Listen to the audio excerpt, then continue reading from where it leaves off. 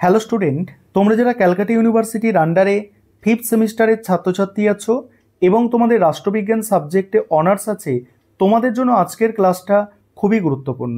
আজকের ক্লাসে তোমাদের CC12 পেপার থেকে একটি গুরুত্বপূর্ণ 15 নম্বরের প্রশ্নের উত্তর নিয়ে আলোচনা করব।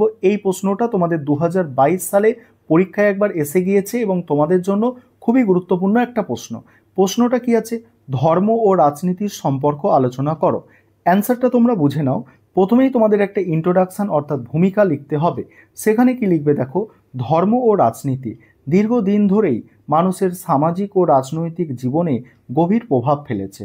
ইতিহাস জুড়ে দেখা যায় যে ধর্ম ও রাজনীতি পরস্পর সম্পৃক্ত ছিল এবং প্রায়ই একে অপরকে প্রভাবিত করেছে। ধর্ম মানুষের আধ্যাত্মিক ও নৈতিক দিক নির্দেশনা প্রদান করে। তাহলে কি ধর্ম মানুষের আধ্যাত্মিক ও নৈতিক দিক নির্দেশনা প্রদান করে, যেখানে রাজনীতি সমাজের শাসন পরিচালনা নিয়ে কাজ করে। যদিও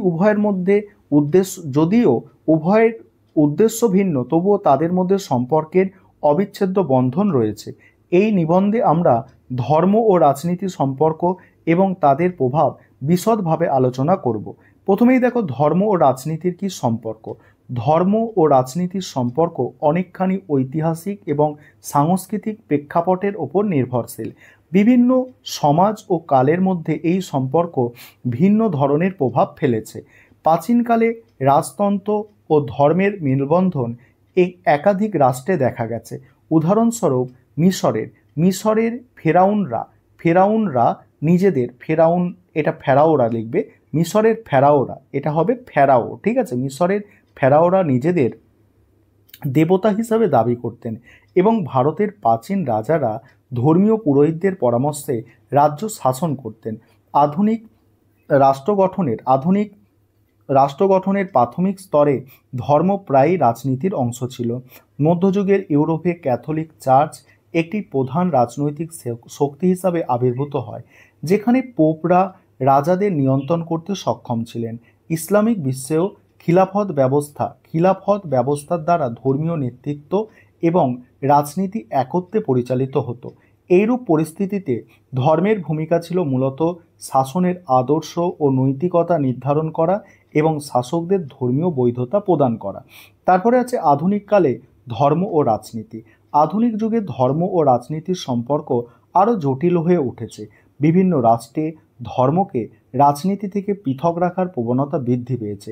বিশেষত পশ্চিমী রাষ্ট্রগুলিতে সেকুলারিজম বা ধর্মনিরপেক্ষতা একটি গুরুত্বপূর্ণ নীতি হিসাবে স্বীকৃত হয়েছে। যেমন ফ্রান্সের লাসিতে নীতির মাধ্যমে ধর্মকে ব্যক্তিগত বিষয় হিসাবে দেখা হয় এবং রাষ্ট্রকে ধর্মের বাইরে রাখা হয়। তবে এই ধারণা সকল রাষ্ট্রে একইভাবে প্রযোজ্য নয়। ভারত, যা একটি ধর্মনিরপেক্ষ রাষ্ট্র, যেখানে ধর্ম ও রাজনীতি এখনও একে অপরকে প্রভাবিত করে, ধর্মীয় দলগুলি প্রায়ই রাজনৈতিক দল হিসাবে নিজেদের অবস্থান শক্তিশালী করে তোলে। বিশেষত হিন্দু জাতীয়তাবাদী দলগুলি ভারতে বেশ প্রভাবশালী হয়ে উঠেছে। এটি প্রমাণ করে যে ধর্মের ভূমিকা আধুনিক রাজনীতিতেও অপ্রাসঙ্গিক নয়, বরং নতুনভাবে এক ধরনের সাংস্কৃতিক ও রাজনৈতিক আধিপত্য বিস্তার করতে পারে। পরের পয়েন্ট হচ্ছে ধর্মের রাজনৈতিক ব্যবহার। এই পয়েন্টটা আলোচনা করব। তার আগে একটা বিষয় তোমাদের বলে নিই, তোমাদের জন্য অনলাইন কোচিং ক্লাস চলছে। আমাদের প্রায় এক মাসের একটু কম ক্লাস হচ্ছে। তোমরা যদি কেউ অ্যাডমিশন নিতে ইচ্ছুক থাকো, এই নম্বরে যোগাযোগ করতে পারো, 9123005218। এই নম্বরে তোমরা যোগাযোগ করে অ্যাডমিশন নিতে পারো। আমাদের সপ্তাহে 3 দিন ক্লাস এবং তোমাদের যে কটা পেপার আছে অর্থাৎ ডিএসসি পেপার এবং সিসি পেপার, প্রত্যেকটা পেপারই তোমাদের পড়ানো হয় এবং সঙ্গে পিডিএফ নোটস দেওয়া হয় এবং টাইমে মক টেস্ট তো আছেই। তোমরা যারা ইচ্ছুক ছাত্রছাত্রী আছো, এই নম্বরে যোগাযোগ করে অ্যাডমিশন নিতে পারো। আমাদের ফিসটা হচ্ছে পার মান্থ 600 টাকা করে ফিস নেওয়া হয়। যাই হোক, পরের যে পয়েন্টটা আছে সেটা বোঝার চেষ্টা করো। ধর্মের রাজনৈতিক ব্যবহার। রাজনীতিতে ধর্মের ব্যবহার বেশ কয়েকটি উপায়ে ঘটে থাকে। সেখানে এবার প্রথমত দ্বিতীয়ত করে আলোচনা করা আছে। প্রথমত, ধর্মীয় পরিচয় প্রায়ই রাজনৈতিক সমর্থনের ভিত্তি হিসাবে কাজ করে। উদাহরণস্বরূপ দক্ষিণ এশিয়ায় মুসলিম, হিন্দু, শিখ এবং অন্যান্য ধর্মীয় গোষ্ঠীদের মধ্যে রাজনৈতিক দলগুলির সমর্থন আদায়ের জন্য ধর্মীয় পরিচয় ব্যবহার করা হয়। রাজনীতিবিদরা প্রায়ই ধর্মীয় সংগঠন ও নেতাদের সঙ্গে জোট করে রাজনৈতিক সমর্থন আদায় করে।